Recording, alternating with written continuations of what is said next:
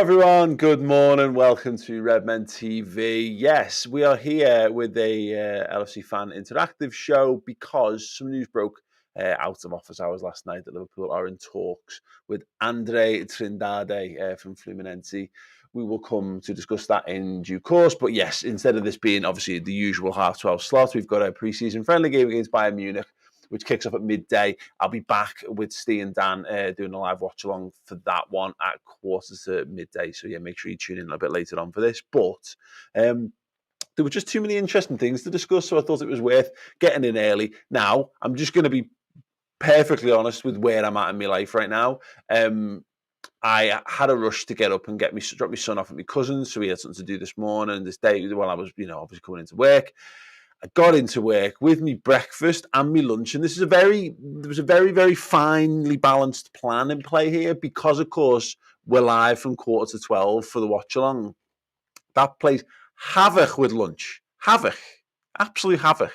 So I needed to get in, eat me breakfast, and then see how I was. Maybe try and squeeze me lunch in a little early. Gone for beans on toast, which is obviously a great brunch kind of deal. But I've got into the office and there was no milk. So I've not had a cup of tea. I've not had my breakfast. Everything is wrong with the world right now. And now I'm here to talk about Liverpool signings and transfer news and what have you. We're going to be doing the latest on Lavia. We're going to be doing the latest on Andr. We're going to do some other bits and pieces as well. I'm going to start with the Lavia news then. And as always, if you're here live with me, please tell me what you had for breakfast. That would be great. That would be absolutely amazing. Just make me feel really jealous. Would be absolutely splendid. We're going to start with Lavia. But yeah, anything you want to discuss, you can put into the comment section. And if it's a good comment, or funny or insightful, then I will put it into the comments on the stream. Graham Barnett kicking things off. There you go. Just says he's just had a ham and cheese baguette for breakfast. I mean, tell me, Graham, that you're living in another time zone and that, because I haven't, that's fine. Maybe a mid to late morning lunchtime deal, but a ham and cheese baguette for breakfast, that's better. Charles Reynolds has had no breakfast. Good. And Anfield Lad 10. Oh, no, wait there. Sorry, that's Jonesy Lad. Anfield Lad 10 has just had scrambled eggs. Just on their own. Just a big plate of scrambled eggs. See, Hayden here has had scrambled eggs on toast. See, that makes perfect sense. Right, okay, cool. So, Romeo Lavia. This came back to yesterday, but this via The Athletic.com, and I think it's James Pearce. The headline is Liverpool have a second transfer offer for Romeo Lavia rejected. Liverpool have had a second offer in the region of £41 million for Romeo Lavia rejected by Southampton. The Anfield club's opening £37 million bid for the 19-year-old was turned down last month, with the championship side holding out for closer to £50 million. Personal terms will not be an issue if the clubs can settle on a fee. Liverpool, who believe their latest bid is in keeping with Lavia's age and experience, are considering alternatives. Andr Fluminense is a potential option. We'll come to that in a moment. And then obviously James pads out the article for the algorithm with a bunch of mentions of all the players who've left. But we all know that, don't we? So I don't need to go back through that again. It is interesting, this. I want to know people's thoughts on how Liverpool are approaching this one. I think I'm not that bothered about Liverpool trying to play the game on this one. And I think what happens is, you get sucked into a world of, oh, well, it's cheapskate behaviour and what have you. I can see how that could be an accusation levelled at anyone. But there is also a thing where I think if this was a nailed-on world of a footballer and you were negotiating over 2 or 3 million quid, I think that's cheapskate behaviour. But when you're actually negotiating for a kid who that price is already well above and beyond what he's actually worth. And I think it's interesting mentioning in Pierce's article there, when he says Liverpool believe their latest bid is in keeping with Lavia's age and experience. And that's how they do business, and that's how Liverpool's transfer team do things. They set benchmarks. They go, well, hang on a second, he's 19, he's got this amount of appearances. Who else has moved in the transfer market who've got those kind of things under the belt? In addition to the fact that, of course, he's playing for the championship team. Now, the thing that obviously makes this complex is Man City have got a 50 million buyback clause next summer. Now, we don't know how interested City are in activating that. Liverpool have got buyback clauses galore for a ton of young footballers they've let move on. You'd probably make the case that Liverpool want him. There's no reason why City wouldn't want to take him back, particularly because he's going to fulfill a homegrown quota. And they literally just own Calvin Phillips for that reason. So, yeah, I don't mind it too much. And as mentioned a couple of days ago on one of these shows, they've missed the window. They've missed the window for getting him into those Singapore games. Obviously, we're now hours away from kickoff. It literally, you couldn't even, there's no transportation method on earth that's getting him into the squad for that game, which means they've got today and tomorrow, realistically, to kind of get that. If they're going to get it boxed, and then he's there ready for training. It does feel like this is going to rumble on longer than anyone would like, unfortunately, and just the number 6 position in general, to be perfectly honest. But yeah, I mean, there's one by Phil here who's just said he's worth 30 at most, and I don't even know that he's worth 30 at most. It's a very odd way to. It's very hard to rate a footballer who's played so little football. So very, and there's clearly the Premier League English kind of tax as well, where Chris has made a big deal of this before I could go on holiday about how you have to pay VAT on transfers, which means that there's a 20% that clubs lose when they're buying when they're selling. Yeah. Anyway, look, it's a fucking mess. There's no way that we want to be in this situation where we've got 2 games of pre-season left, and then the season starts. In what 10 days time. 11, whatever, math. Next weekend after next. It's not ideal. It's not ideal for us to be in this situation at all. But again, if it's going to be ideal, I don't mind. I don't mind Liverpool playing the game a little bit. That's how things are done. We're going to talk about Trindade in a second. I've got a couple of super chats here, which I'll get through. But yeah, I think there's a wider plan at play, which I'll come to after I've done the André stuff. Right, Andy BC says, thanks Redmen for always entertaining us. Appreciate you all. Excited for the new season. Hope Curtis can nail down a place considering the lack of CMs. Yeah, I'm thank you so much, by the way, Andy, first and foremost, for a nice little shot of positivity in the morning. I think, yeah, I'm really looking forward to seeing what Kerr can do this season, to be honest. We've seen Liverpool players really rise to the challenge of new lads coming in under Jurgen Klopp. He sets a great atmosphere for that. And if players don't rise to it, then they were never good enough. And, I've got a lot of time for Kurt. I think he's a really, really talented footballer and always have done. He's had he's been a bit unlucky with injuries. He's suffered at times as well from being overplayed when he was fit, which does, I guess, in the fans' eyes. I mean, I remember this is a wild example, but we did this with Emiliano and Seward as well back in the day. It was a perfectly fine and certainly very promising left back. And he was too young to play regular games of football for us. But then we had Aurelio as our first choice. And Aurelio was Aurelio. If you remember who Aurelio was, he was just injured constantly. So Insua basically had to play the vast majority of the season. Was too young, wasn't ready, made mistakes, lost confidence, lost the faith of the fans. So, and when I often refer about us buying players too young and like 19-year-old Lavia being the main choice, you've got to allow young lads to grow into themselves, to gain experience, to do that in a less pressure-filled environment so they can flourish. And fans don't do that a lot, particularly when they see a lot of a footballer. Curtis has fallen foul of that. But last season kind of showed that he's got the talent. But can he take a step up now that we've gone and bought lads? Was he just in there as a stopgap? Or was he in there? He was there. Well, I think he was definitely in there on merit at the back end of the season. But will that merit be enough when you're now competing with Cody Gakpo, Dominic Szoboszlai, and Alexis McAllister for the attacking roles? That's going to be interesting to see. Rizwa Says FSG are playing smart with the Lavia deal. Won't be held to ransom for a 19-year-old with one season experience. If he's older, I get it, but he's not. Yeah, and again, just to point out, it's not even FSG being held to ransom over this. By the way, it's Liverpool's transfer team.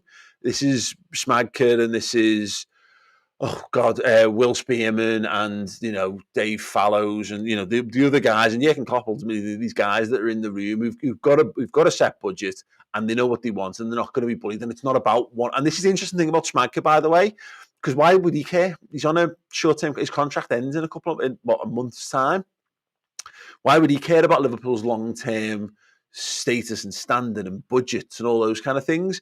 I would wonder whether he wouldn't just come in and just go, yeah, fine, throw, budget, spunk it all, and who gives a shit about Liverpool's place in the pecking order? Whereas the issue we've got is they aren't stupid rich. They are a stupid rich football club, so it's not just about the 5 million.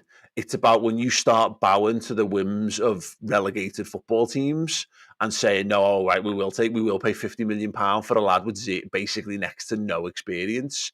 Well, then the next time you don't go trying to get one of the bargains that we're famed for picking up, that club goes, hang about, you paid £50 million for a 19-year-old with 3,000 first team minutes under his belt in his whole career.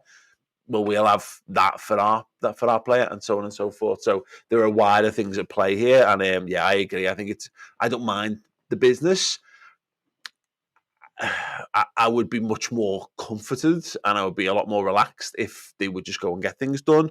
But again, it's just me. At the end of the day, Curtis Jones will do a fine job if he has to for a couple of games while we wait on something else. But yeah, we'll see anyway. Right. Jonesy Lad says, why aren't we looking at Coop Miners? 11 days left. 11 days left till the season starts. Okay, cool. But yeah, is Coop Miners the defender?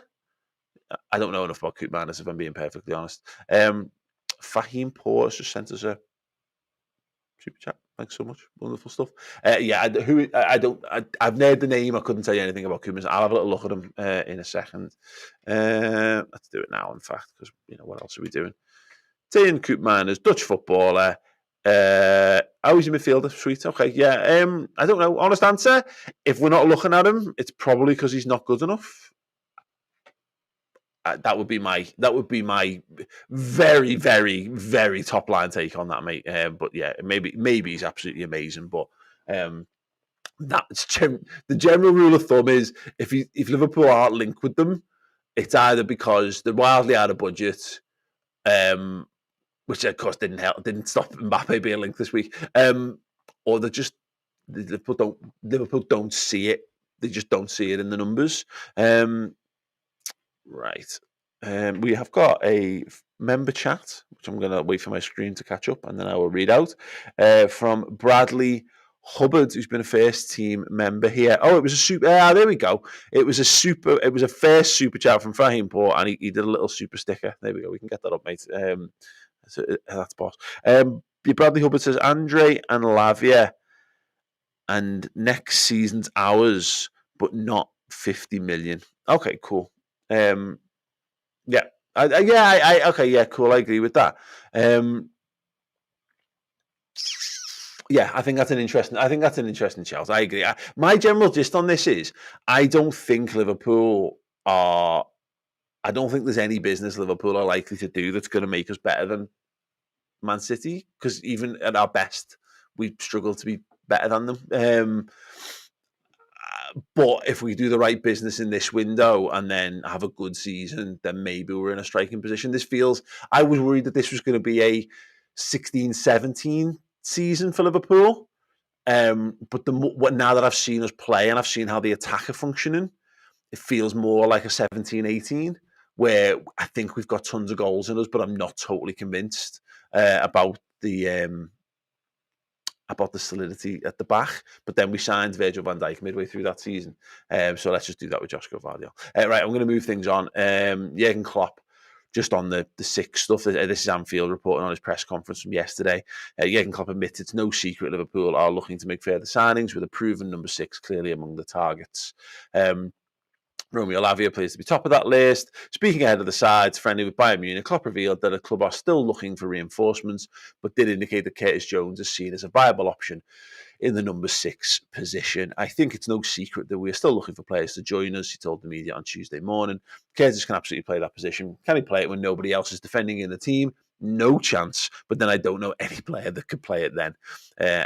This Anfield go on to say Jones has been deployed as a deep line midfielder in Liverpool's 3-4-3 box midfield formation during pre-season, having impressed there for England en route to winning the under-21 Euros. While Klopp is keen to seek solutions from within, he conceded that there are no proven players for that role within his squad, and that is something he hopes to rectify in the transfer market. A proven number 6 is not available in the moment. If we make an excuse of that and think, okay, how can we do that then? Then we have a problem. If you see it as a positive challenge, try to find a way to be compact already, or even more so, or to find a way to deny the opponent. If you do that together, it's always possible. Wednesday meeting with Bayern Munich is Liverpool's final overseas fixture. Yada yada yada. We're going to watch that game together in an hour or so, an hour and a half's time. Yeah, fine. Look, again, I've said this before. Jurgen Klopp's not the kind of guy who's worries about things that are, the current situation, the current plight he's in. Everything's a challenge to be overcome. Now, obviously, you can make yourself more challenges. Why make the life will present you with plenty of challenges without making them for yourselves?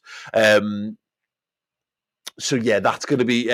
I think look, he'll find a way to make it work. The concern is that it's Chelsea first game of the season and it's at Stamford Bridge, and you want to get the season off on a positive foot. And as such, I want us to go in there with just being superior in every department. And I would be a little concerned with Curtis Jones anchoring the midfield for Liverpool. I don't think anyone is made up with that. I think we saw left side at 8. He looks brilliant. He looks comfortably of the level required to play that role in the top side. I'm unsure about the DM thing. It is a big challenge for him. But I know Curtis Jones's attitude is on what it's like. He'll relish the challenge, and that'll be up to him to step up. Right. We're going to move things on then. Let's talk Andr. Melissa Reddy tweeted yesterday afternoon that Liverpool have officially made contact with Fluminense over the possibility of signing midfielder Andr. That was what kicked things off. It was then followed up. This was this morning at 7:50. Mel was back on Twitter saying, dialogue open between Southampton and Liverpool over Romeo Lavia. He wants to move, but compromise still needed over the fee. Liverpool working on other options. They're in talks with Fluminense for Andr. Clear the club are looking at 2 profiles, controller, progressive destroyer. This is interesting. This is really, really interesting. I'm fascinated to know what the game plan is for Liverpool. Let's talk about what do you think they're doing with this one. Do you think this is looking to get Lavia and Andr? Do you think they want both? Is this go and get a Jerzy Dudek and a Chris Kirkland style situation where we just go and get 2 in a similar? Well, actually, Chris Kirkland was young, but go and get 2 similar young prospect footballers in. Or is this Liverpool moving on from Lavia? Or is this Liverpool using it to give Lavia and Southampton a bit of a kick? Really, really interesting. Because we were doing this on the podcast, the chat about this, and Steve's convinced that it's Lavia and that's it. I'm convinced it's 2. I didn't think it was going to be these 2, but I did think, the shape of the Lavia deal. You can definitely get him at push comes to shove, you pay 50 and you've got Lavia. But because of that, and if you can afford to take a little bit of time, then you can negotiate hard and just see if you can knock a few bits and pieces off that. Why not? There's 2 types of people in the world. There's the people who want something and go on eBay and want it now and will go and buy it now. And there's the people who've got a little bit of time and patience who will go and get an auction and they'll get it cheaper because they've picked it up on auction. Probably, possibly. Oh, it's possible, more possible. There's also the people who lose out, feel like they're losing out in a bid on eBay and then will intentionally inflate the price. I definitely don't know anyone who does that. It's definitely not me. It's definitely Chris. Right. My initial feeling when this one broke was, I think this is a little bit of gamesmanship from Liverpool. in saying, okay, well, yeah, you want to play hardball on it. Transfer fee on Lavia. Well, we'll move on. We've got other targets. He's not the be all and end all, and I think it benefits Liverpool for other names to be in the market because it's gone very quiet on everyone else. Every other midfield player we've been linked with this summer who we haven't already bought, you're just not hearing those rumours anymore. I saw a little mention of Gabriel Vega, but I don't see how we're in for him. I think he's the wrong profile. We filled that position now. Kefren Tehran, the start of the summer looked very, very, very, very close. I wonder whether he was someone we'd be looking to convert into a DM. Obviously, Ryan Gravenberch is one as well. In fact, it's interesting. There's 3 players that Liverpool have been linked with this summer who could well play against us in the next couple of hours. There's going to be Liverpool execs sat shoulder to shoulder in the stadium. I do wonder if something comes out of that, but that's a speculation for another day. The other thing that I think this might just be, again, is literally just moving on. If you remember a few seasons ago, we were very, very in for Jamal Lewis. Very in. Like, it was Liverpool were bidding for Jamal Lewis and Norwich held firm over the fee, wouldn't move on it, wouldn't budge. And Liverpool went, oh, that's a shame. All right, never mind. See you later. We'll buy Kostas Tsimikas instead. And this might be a bit of that because you look at them and they are slightly different profiles. But... and I'm going to mention it, and I people have called it already. They're both a little short for me as far as a DM goes. I think I want a 6-foot+ player at DM for Liverpool. I just do. Maybe it's a bias. Maybe it's a tall person bias. I don't know. But the fact that they are similar-ish in builds, and they're both like get a little toe on it, good close control, quite happy to carry the ball up the pitch, kind of footballers as well. Does make me wonder whether this is a one or the other kind of deal. And just to illustrate my point, now I've not pre-prepared this, so this could absolutely shit on my point immediately. I'm going to get the scouting report up from FBref for both players, and just have a little look. I'm just going to wait for all the pop-ups to disappear, and then I will have a little look at both of those. So here's Romeo Lavia's scouting report. So we've done this a number of times, but just for the cheapsies who haven't seen this yet. Sorry, I just need to bring that comment up. Yeah. I do indeed. We'll come back to that in a minute. Dom, thank you. Anyway, yes, pass completion, fine. He's playing for a crap team, so that's to be considered.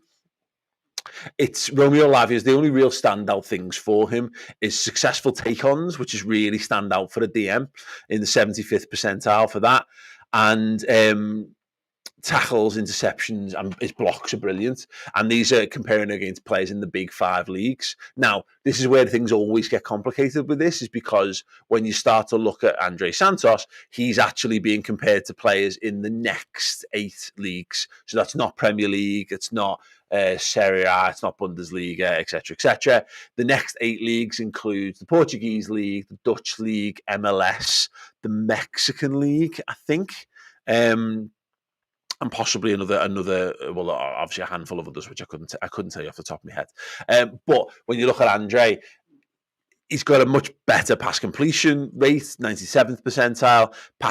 Attempted pass completion, 99%. Progressive passes good. Progressive carries is good. Successful take-ons is good as well. And his interceptions is really good. The tackles is mid. But it looks very sort of similar. He looks like a more polished version of Lavia playing in a better team.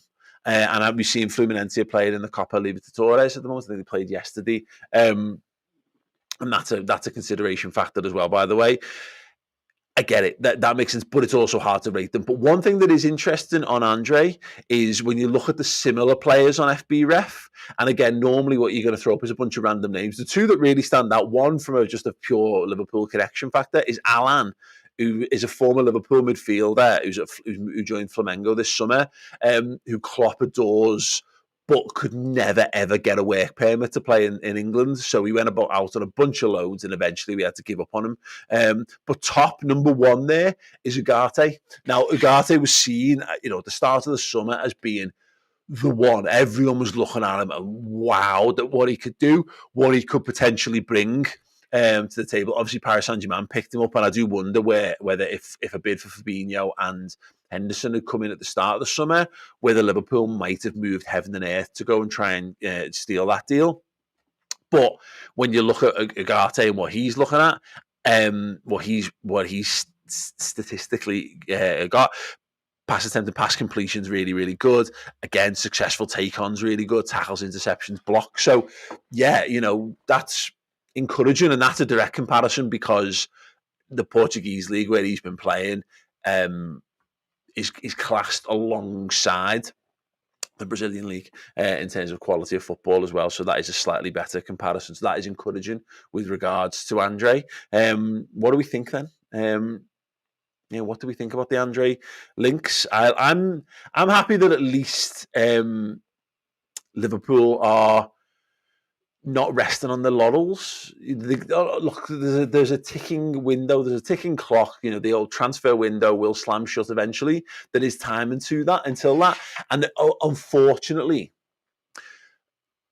and Liverpool are to blame for this, by the way, for letting Fabinho go as much as letting Henderson go, but ultimately both. I don't think there's anyone they're going to sign now who is going to make a significant difference to Liverpool's first 11 for Chelsea. And that's shit, because I really wanted to feel as confident as possible going into that match. I think, you want to start the season with a win because it puts you on a great footing. But, and again, it goes to show, I think, again, that Liverpool, it doesn't follow our logic, because my logic is go rush now, just break glass, get whatever you can, just get a DM in, whatever that may look like. It's not how they do business, and ultimately that's how they end up with Artemelo to some extent. But also, you also end in those situations where you don't get your business done early and get the right profile of footballer in. It is a little concern. Mike Smith here makes an absolutely outstanding point, by the way, and says, "Go on, laptop, do it for me. Come on." I can't see it. There it is. Mascherano, Javier Mascherano was never a big lad. Would take him again in a heartbeat. Yeah, you're right. And look, N'Golo Kante is not a big lad either. And you're right, you can get about the pitch and you can do things in a different way. My height thing goes back to, we used to get bullied by big lads all the time. That was one of the standout problems with Brendan Rodgers' Liverpool team.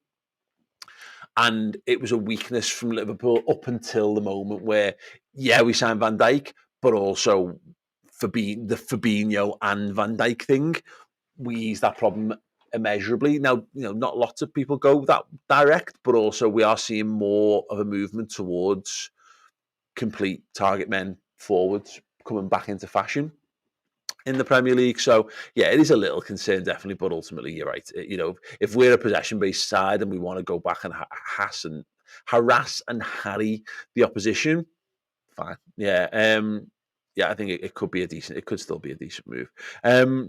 Dab O is not convinced on André. He just says André is meh. Oh, Christ. So, yeah, that's not the biggest support of that move, if there was one. Shane Almond with the super chat says, FSG is so stingy they would use the Klarna 3 installments option for a Greg's meal deal. Other teams strengthen then some. John W. Henry is more interested in saving the pennies.